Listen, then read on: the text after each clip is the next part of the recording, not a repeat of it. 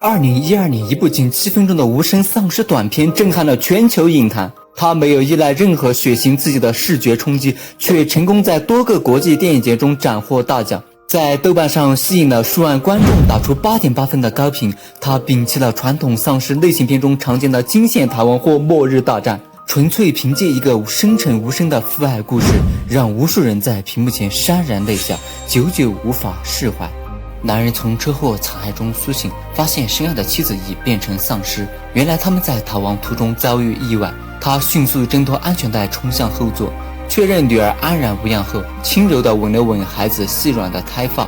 此前为保护女儿，他不得不亲手结束了妻子的痛苦。为安抚哭闹的孩子，他撕下车窗上母亲的贴纸，却在此时惊觉自己已被咬伤。时间所剩无几，男人快速展开地图定位最近的安全区，至少18公里的路程，意味着3小时生死奔袭。他背起女儿全力奔逃，荒野中回荡着丧尸的嘶吼。途经一堆动物内脏时，他强忍进食冲动，将其装入塑料袋系在腰间。随后发现了农家乐里生日派对残留的餐食铺满餐桌，饥饿与思念同时刺痛着孩子的神经。当女儿放声哭喊时，他慌忙用帽子安抚未果，最终靠一只气球换来孩子的笑容。为方便赶路，他将气球系在背包的棍子上，艰难前行。丧尸病毒却在此刻猛烈发作，人性与兽性的搏斗中，对女儿的爱让他再度站了起来。但这次他改变了方式，将腐肉悬于棍端，诱使自己前进，用皮带固定双手，防止伤人。当女儿突然发声时，已完全异化的他凭借残存意识停滞片刻。幸运的是，孩子在未出生，此刻才显现真相。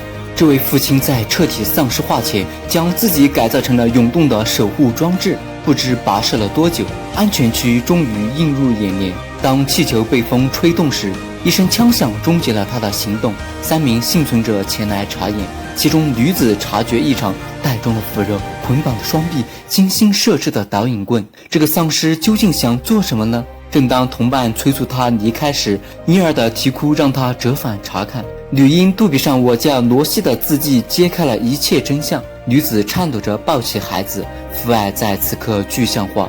幸存者们郑重安葬了这位父亲，而罗西的到来为他们注入了延续希望的力量。这部短片让我们重新审视爱的重量与深度。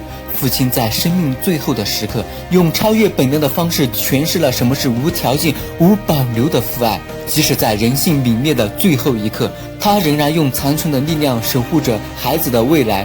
世界上所有的岁月静好，只是有爱你的人为你默默付出，为你负重前行。